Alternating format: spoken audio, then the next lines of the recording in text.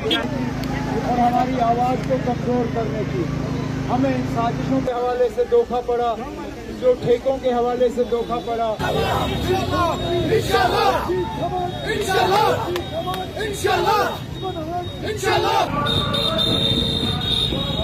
जी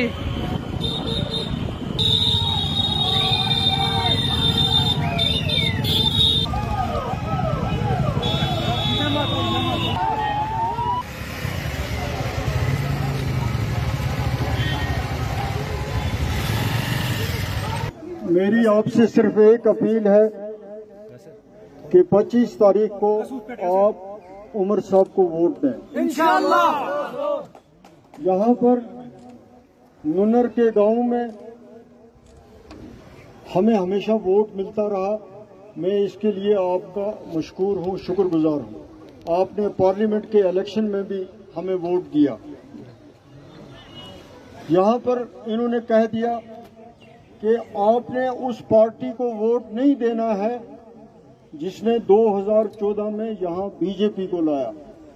और दूसरी बात यह है कि जो ये पीडीपी वाले हैं, इनसे आप एक ही बात पूछो कि इनकी 2002 से 2008 तक यहाँ पर हुकूमत थी जम्मू कश्मीर में, फिर 2014 से 2018 तक इनकी हुकूमत थी। अगर इन्होंने इस नुनर में कोई काम किया है तो फिर आप इनको वोट दे दो। किसी को नौकरी लगाया है तो फिर आप वोट दे दो। किसी को लोन दिलवाया है तो फिर आप इनको वोट दे दो। यहाँ पर जो भी काम किया, आपका अस्पताल था, आपका हायर सेकेंडरी था, आपकी नौकरियां थी, हर चीज का अगर किसी ने कोई यहाँ पे काम किया, यहाँ आपकी खिदमत की, तो वो खिदमत यहाँ नेशनल कॉन्फ्रेंस ने की। आप उमर साहब को वोट दें। ये उमर साहब के बारे में ये कहते हैं कि ये बाहर का है, पीडीपी का कैंडिडेट भी बाहर का है। अगर महबूबा मुफ्ती बीज बिहाड़ा से उठकर वची से इलेक्शन लड़ सकती है, फिर वजीर आला बन सकती है, तो पीडीपी वालों पर वो ठीक है। नुनर के लोगों ने फैसला करना है कि वो किसको यहाँ से अपने नुमाइंदे के तौर पे असेंबली में भेजना पसंद करेंगे। आम इलेक्शन में बिजली, सड़क, पानी, सेहत, रोजगार, इन मुद्दों के अलावा कोई मुद्दा होता नहीं है। लेकिन ये आम इलेक्शन नहीं है। ये आम इलेक्शन से कोई हटके इलेक्शन है। ये इलेक्शन 10 साल के बाद जम्मू कश्मीर की रियासत में नहीं, जम्मू कश्मीर की यूटी में किए जा रहे हैं। ये इलेक्शन, ये इंतखाबात 5 अगस्त 2019 के फैसले, जिनमें कि हमारी जमीन, हमारे ठेके, हमारा रोजगार, हमारी इज्जत, वजूद, पहचान, सारा कुछ तहस नहस हुआ, उसके बाद का ये पहला इलेक्शन है।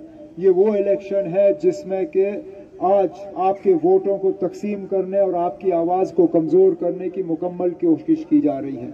ये वो इलेक्शन है जिसके तहत बीजेपी वाले चाहते हैं कि जम्मू कश्मीर की असेंबली से 5 अगस्त 2019 के मंजूरी में जो है एक मोहर लगे, ताकि वो दुनिया को ये जाके कहें कि 5 अगस्त 2019 370 का हटना, 35A का हटना, इन तमाम फैसलों के पीछे जम्मू कश्मीर के लोगों की मंजूरी है। आप आज क्यों जाग गए ना एलजी साहब? ऐसा कौन सा कानून है जो आप इनके खिलाफ इस्तेमाल कर सकते हो? ये आज़ाद उम्मीदवार के तौर पे उठे हैं। क्या अब आप आज़ाद उम्मीदवार के तौर पे उठने नहीं दोगे? ऑर्गेनाइजेशन पे तो बैन लगा हुआ है। ये ऑर्गेनाइजेशन के नाम पे तो इलेक्शन के मैदान में उतरे नहीं हैं। ये और तो और ठीक है ना, अगर आप वैसे भी 8 अक्टूबर के बाद यहाँ कोई कानून बनाने का इख्तियार जो है एलजी साहब के पास नहीं होगा। यहाँ लोगों की अपनी चुनी हुई सरकार होगी, वो तय करेंगे ना कौन लड़ेगा कौन नहीं लड़ेगा। हमें शिकायत हमें करनी चाहिए। मैदान में हमारे खिलाफ उतरे हैं, वोट हमारे खिलाफ लेने की कोशिश कर रहे हैं, हम इस तरह की मांग नहीं कर रहे हैं, तो एलजी साहब क्यों कर रहे हैं ना? अब उनको क्या परेशानी है? साहब अभी जो सूरत हाल हम देख रहे हैं, जैसे कि इंजीनियर रशीद है, वो कह रहे हैं कि मैं लिख के दूंगा, उमर साहब नहीं जीतेंगे। अब इंजीनियर रशीद साहब जरा पहले जो आज उन्होंने एबीपी के जरिए इंटरव्यू दिया है उसका जवाब दें। इंजीनियर रशीद साहब ने खुले अल्फाजों में ये कहा है कि आज अगर 8 अक्टूबर के बाद बीजेपी को नुमाइंदों की ज़रूरत पड़ी, एमएलएज की ज़रूरत पड़ी, तो बीजेपी के लिए इंजीनियर रशीद साहब के दरवाजे खुले हैं।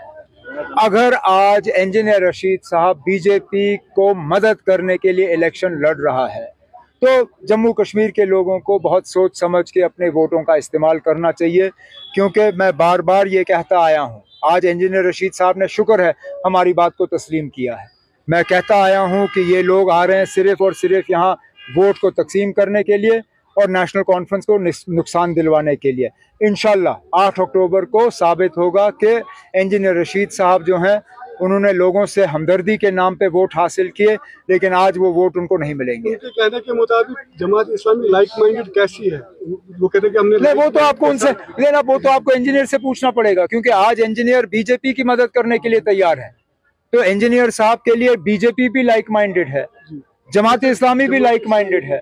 अब ये तो सिर्फ इंजीनियर ही समझा सकता है ना, अब मैं तो उनकी सियासत आज तक समझ नहीं पाया। आप समझ सकते हैं तो अच्छी बात है। वकार रसूल जो है आज उन्होंने एक बयान दिया है फिर से आज क्या कहा? आज हमारे रिपोर्टर को बयान दिया था कि कुछ जो एमसी के वर्कर्स थे उन्होंने असॉल्ट किया, दे वर ड्रंक।